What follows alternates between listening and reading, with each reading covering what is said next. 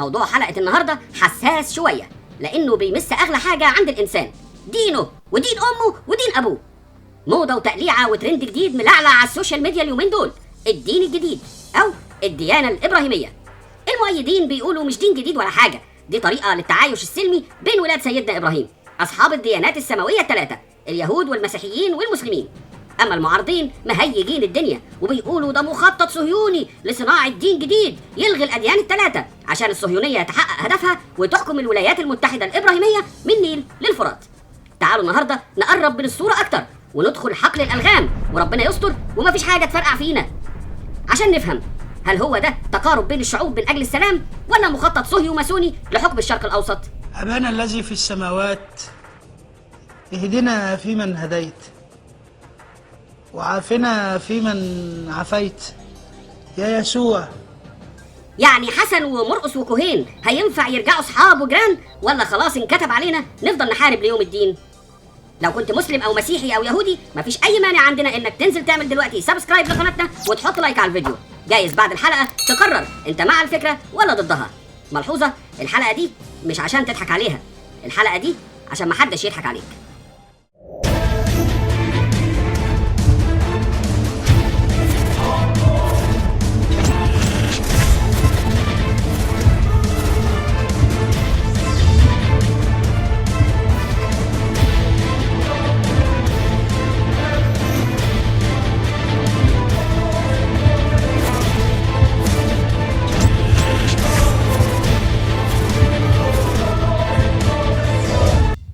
ناخد الموضوع على الهادي واحدة واحدة كده عشان نفهم، وهنبتدي من تسريب أعلن عنه واحد من أشهر حاخامات اليهود، والتسريب ده لوثيقة منسوبة للأمم المتحدة عن تصور لشكل العالم ال10 سنين اللي جاية.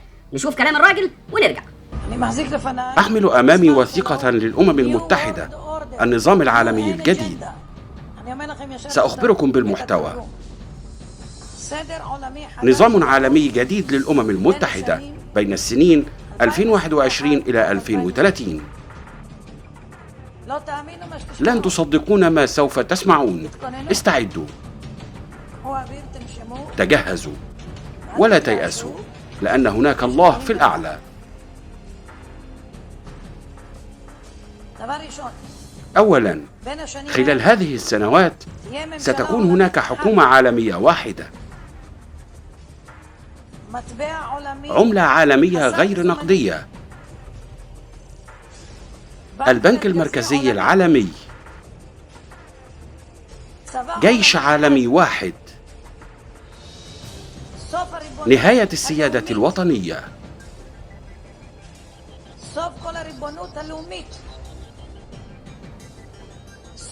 نهاية جميع الممتلكات المملوكة ملكية خاصة، نهاية وحدة الأسرة، انخفاض عدد السكان، السيطرة على النمو السكاني والكثافة السكانية، لقاحات متعددة إلزامية، الدخل الأساسي الشامل، ما يعني التقشف في الراتب، زرع الرقائق الدقيقة للشراء والسفر والتتبع والتحكم، تنفيذ نظام عالمي للائتمان الاجتماعي مثل ما تمتلك الصين، تريليونات من الأجهزة متصلة بنظام مراقبة 5G. الوثيقة بتتكلم عن نظام عالمي جديد، حاجات حصلت فعلا وحاجات هتحصل وعلاماتها بانت. عملة عالمية غير نقدية حصلت وشفناها، البيتكوين وغيرها من العملات المشفرة، بنك مركزي عالمي، طبعا الأخضر راكب وصندوق النقد الدولي يشهد بكده، خفض عدد سكان العالم، وأديكوا شايفين فيروس مش متشاف مخلينا بنهابر حوالين نفسنا بقالنا سنتين لغاية ما وصلنا للتطعيم الإجباري، جيش عالمي موحد، مش بعيد يقولوا لنا في غزو فضائي مثلا ويتعمل جيش، التحكم في كل شيء يخص البشر، وكلنا سمعنا عن شريحة ايلون ماسك وازاي هتتحكم في البشر وربطها بالأجهزة وبالذكاء الاصطناعي. موسى نبي، عيسى نبي، محمد نبي، وكل مله نبي يصلي عليه. كلام يخض ويخوف ويخلينا نقلق على مستقبل عيالنا، ولو أطلقنا العنان للخيال في نظرية المؤامرة هنوصل لفكرة الدين الموحد اللي هيتفرض على العالم. المسلسل الكرتوني الامريكي الشهير عيلة سيمبسون والمعروف عنه انه بيقدم تلميحات واشارات لحاجات بتحصل في المستقبل، زي ما تنبأ بوصول اوباما ووصول ترامب للحكم، عرض في واحدة من حلقاته لقطة لبطل المسلسل سيمبسون وهو بيخطب في مسجد قبة الصخرة وقدامه مصليين من كل الأديان، يهود ومسيحيين ومسلمين.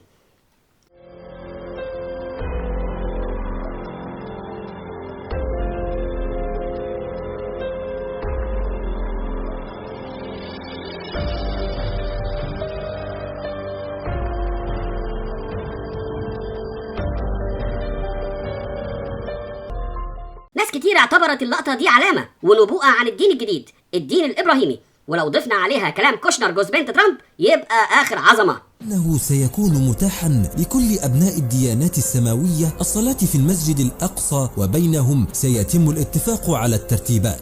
إشارات كتير حوالينا بتدعم نظرية المؤامرة، أشهرها اتفاقية السلام اللي اتعملت بين الإمارات والبحرين وإسرائيل، واللي كان اسمها مفاجأة، اسمها كان اتفاقية السلام الإبراهيمي. أيوة، نزل حواجبك وما تتخضش، هو اسمها كده أهو.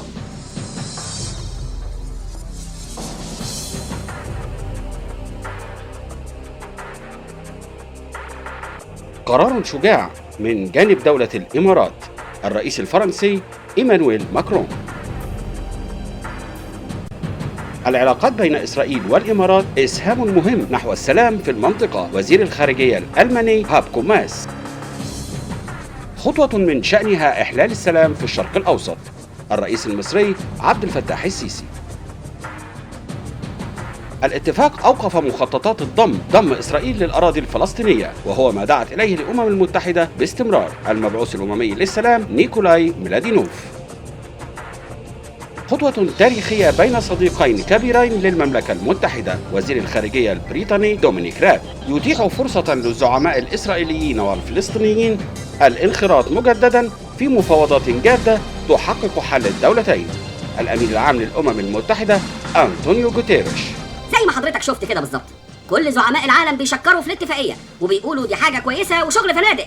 ده على مستوى السياسة اللي لينا حق نقلق منها، واللي بدأها أوباما لما جه يتحنجل عندنا هنا في جامعة القاهرة. إنني فخور بنقل أطيب مشاعر الشعب الأمريكي إليكم مقرونة بتحية السلام من المسلمين في بلدي. السلام عليكم. وعليكم السلام يا اخويا ورحمه الله وبركاته. ومن بعدها قابل يا معلم، دخلنا في ربيع الخراب العربي اللي خلى نص الدول العربيه في خبر كان وشعوبها بقوا لاجئين. لكن في الوقت نفسه اتفاقيه السلام الجديده بتوعد بحاجات كفيله تغير شكل منطقه الشرق الاوسط تغيير شامل، وتخلي السلام يغير فعلا حياه الناس للاحسن بدل الحرب والدم. معاهده السلام، الصندوق الابراهيمي، صندوق مشترك بين الولايات المتحدة وإسرائيل والإمارات، يبدأ تمويله بأكثر من 3 مليارات دولار. مقره القدس، يركز على تمويل التنمية والاستثمار وزيادة الفرص الاقتصادية، يعزز التعاون الاقتصادي الإقليمي والازدهار في الشرق الأوسط وخارجه، يخدم التجارة الإقليمية وتمكين مشاريع البنية التحتية الاستراتيجية، يزيد أمن الطاقة عبر توفير إمكانية الحصول على الكهرباء بشكل ميسر، يهدف إلى تحسين الإنتاجية الزراعية وتسهيل الوصول للمياه النظيفة، يخدم تحسين حياة شعوب المنطقة والنهوض بالمنطقة، يركز على خلق فرص عمل عالية القيمة وذات جودة عالية، يعمل على معالجة التحديات التي تواجه المنطقة. مليارات يا مولانا، وفرص عمل وكهرباء ومية وزراعة وعيشة تانية. ده على مستوى السياسة والمخاوف من نظرية المؤامرة، رغم ان الامور في العالم العربي ممكن يتبص لها بشكل تاني، بشكل ايجابي، ممكن يكون بعيد عن السياسة وقريب من الانسانية، وممكن اكتر يكون قريب من الدين. هو الدين بيقول ايه؟ مش محتاجة حاجة يعني.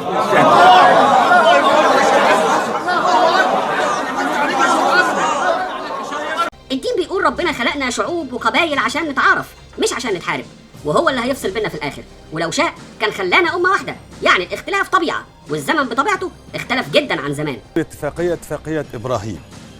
وهنا السؤال، هل أريد برأيك لهذه الاتفاقية ألا تكون اتفاقية سياسية؟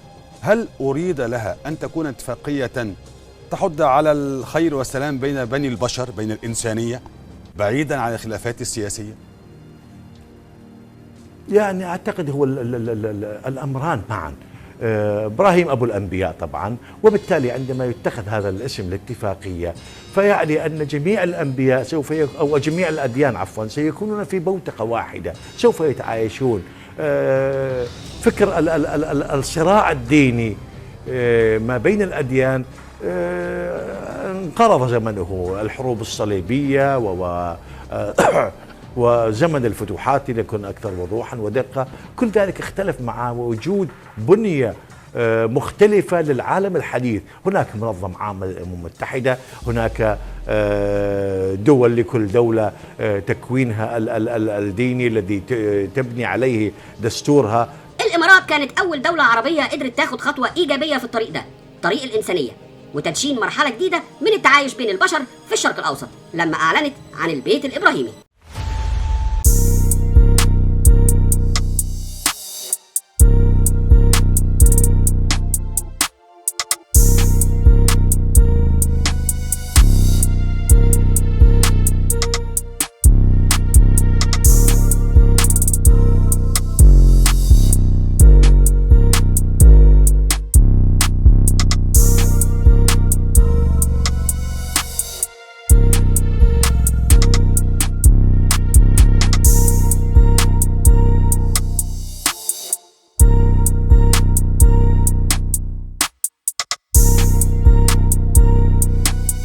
بصراحة الحضور القوي لمولانا الإمام أحمد الطيب في المشهد أكتر حاجة بتطمني أنا شخصيا إن الموضوع ملوش علاقة لا بالمؤامرة ولا الماسونية، وإنما سعي من أجل السلام والخير.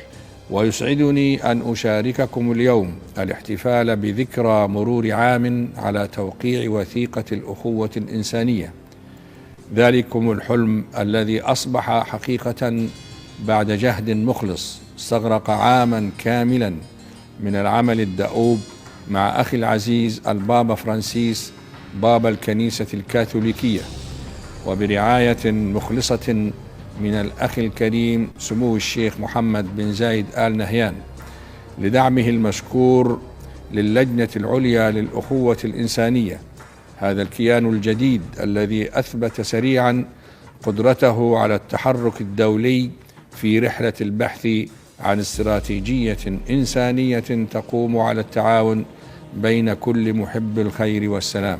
لكن برضه ورغم الكلام الواضح الصريح لسه في ناس واقفة عند جزئية الحق يا جدع دول عاملين دين جديد، يتبعون دينا جديدا، فماذا نحن فاعلون؟ ماذا تريد أن تقول يا ابن أبي شفلحة؟ هل صبئت عن دين آلهتنا واتبعت الدين الجديد؟ لأذبحنك ذبح البعير. الحساسية المفرطة عند بعض رجال الدين بتخلي مجرد الكلام في الموضوع من المحرمات، وبيسبب انفعال مش طبيعي خالص. طب ما انتوا كمسلمين بتؤمنوا بعقيدة سيدنا إبراهيم، والمسيحيين بيؤمنوا بسيدنا إبراهيم، واليهود بيؤمنوا بسيدنا إبراهيم. دلوقتي الإسلام نفسه اتكلم عن عقيدة إبراهيم. استنى معلش، المجال ده بتاعنا احنا، طب ممكن تسيبه لي بقى؟ اتفضل. ولا ايه؟ انا بتبنى آراء. لا اصل انت ممكن يعني تقول حاجه بحسن نيه فتاتي بنتائج عكسيه. جميل. مع احترامي يعني. ماشي. لان ده انا اهل التخصص. طبعا يا سيدي مش اي حد يتكلم في الدين، بس زي ما في رجال دين منفعلين في برضه رجال دين تانيين عندهم استعداد للمناقشه الهاديه ونفي موضوع الدين الجديد من اساسه بالعقل والمنطق، والقصه مش اكتر من كونها مجمع مباني بيضم الاديان. اكبر عيب رجال الدين انهم يتاثرون بما يسمعون من الشارع. هو يظن ان نحن كدوله الامارات اتينا بالاسلام والمسيحيه واليهوديه دمجناهم واخرجنا دين ابراهيم، لا، هو عباره عن مبنى مكون من 3 مباني، مبنى مسجد، مبنى يهود لليهود، ومبنى كنيسة. أنا الآن مثلا في منطقة المشرف في أبو ظبي بين المسجد وبين الكنيسة 5 متر. هذا الإمارات قامت فقط بوضع المعابد وجدار، هذا له دينه وهذا له دينه. لماذا أطلقنا عليه مصطلح البيت الإبراهيمي؟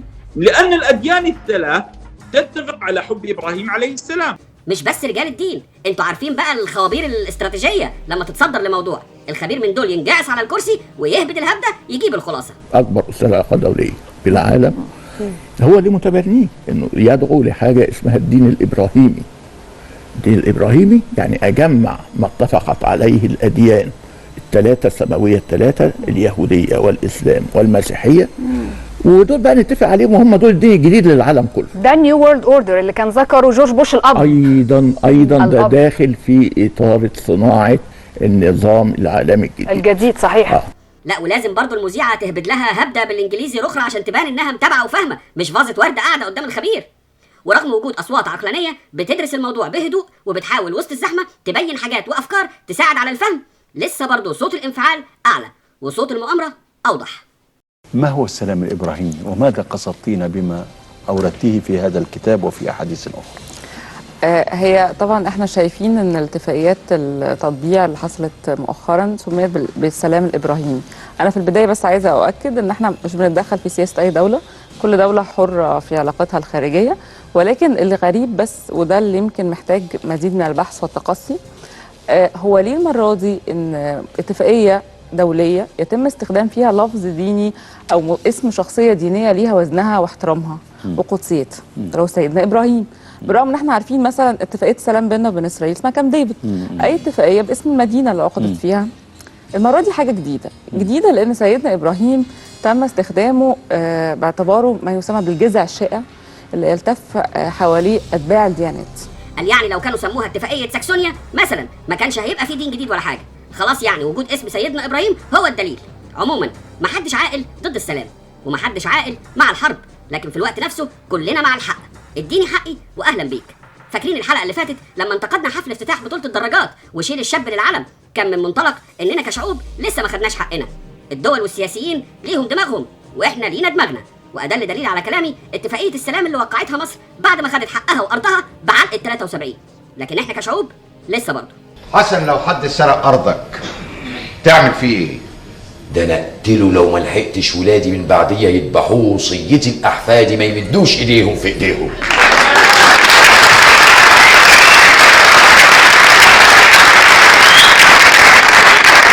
يبقى اكيد يا حسن، اكيد لو شفتني هتقتلني. بعد 40 سنة الناس بتترحم على السادات وتقول كان عنده حق.